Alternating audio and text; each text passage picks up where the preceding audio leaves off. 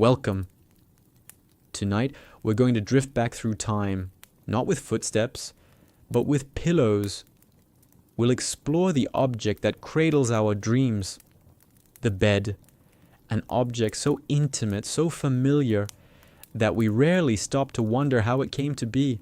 But beneath its blankets lies a story thousands of years old, a tale of comfort, status, rituals, and rest. So, settle in, fluff your pillow, take a deep breath, and let's begin. Part 1. Where sleep began. Long before memory foam, before box springs, duvets, or even wooden frames, the first beds were simple, primitive.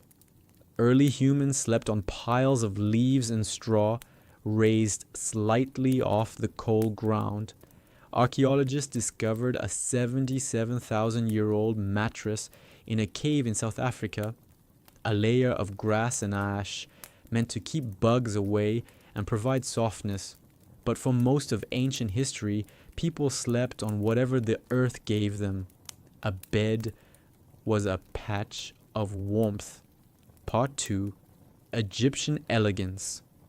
Around 3000 BCE, the first raised beds appeared in ancient Egypt. Made of wood and often ornately carved, these beds lifted sleepers above dirt, snakes, and pests. They weren't just for rest, they were symbols of wealth and divinity. Pharaohs slept on gilded frames with linen sheets. Even in the afterlife, beds were included in tombs as eternal resting places. Sleep was sacred. Part 3. Roman rituals. In ancient Rome, the bed became multifunctional. It was a place to eat, lounge, even debate philosophy. Romans had beds for sleeping, dining, and socializing. They called them lectus. Some had feather mattresses, others were stuffed with hay or wool. Curtains surrounded elite beds for privacy and style. Rest wasn't just physical, it was cultural. Part 4. The medieval mix. In medieval Europe, the bed transformed again. For the poor, it remained a straw mattress on the floor. But for nobles, the bed was a monument. Great wooden frames, thick feather beds, heavy curtains to keep out drafts and prying eyes. They were shared, often by entire families or guests. Privacy was rare, but warmth was essential. Sleep was communal. Part 5. Renaissance refinement. By the 15th and 16th centuries, beds became more personal. Canopy beds, draped in velvet and silk, graced the homes of the wealthy. In France, the chambre became a space for both sleep and social gatherings. Important conversations, even political decisions, happened from the bed. It wasn't just where you rested, it was where power reclined. Part 6. Industrial dreams. The 18th and 19th centuries brought revolution, not just in factories but in bedrooms. Mass production meant iron bed frames replaced wood. They were cleaner, lighter, and less prone to pests. Mattresses evolved too, now stuffed with cotton or horsehair. And by the Victorian era, beds had standards. People believed in hygienic sleep. Day beds, fainting couches, and guest beds emerged. The bed was part of modern life. Part 7. 20th century innovations. In the 20th century, sleep science and comfort merged. Springs were added, foam was invented, electric beds appeared in hospitals and homes.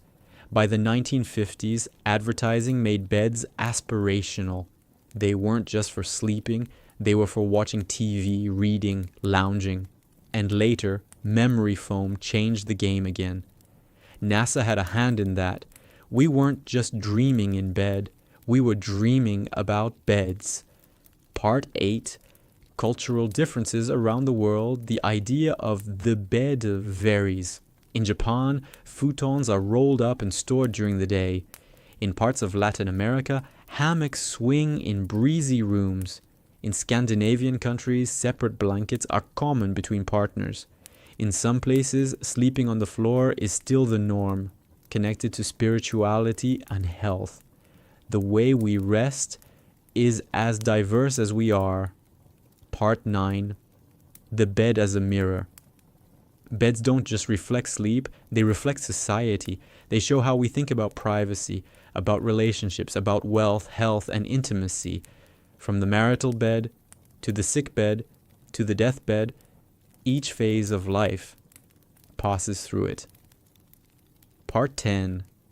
Resting forward. Today, we think more deeply about sleep. Smart mattresses track our rest. Weighted blankets ease anxiety. Sleep pods appear in airports and offices, yet the core idea remains unchanged. We seek comfort, sanctuary, a safe space to surrender to dreams. Final reflections. So tonight, as you sink into your own bed, remember, you're part of a long tradition of warriors and poets, of queens and children, of dreamers. The bed beneath you is not just furniture, it's a time machine, a refuge, a quiet witness to every night you've ever had. And now, it holds you again. Thank you for joining me on this journey through sleep and centuries. May your dreams be light and your rest deep. Good night.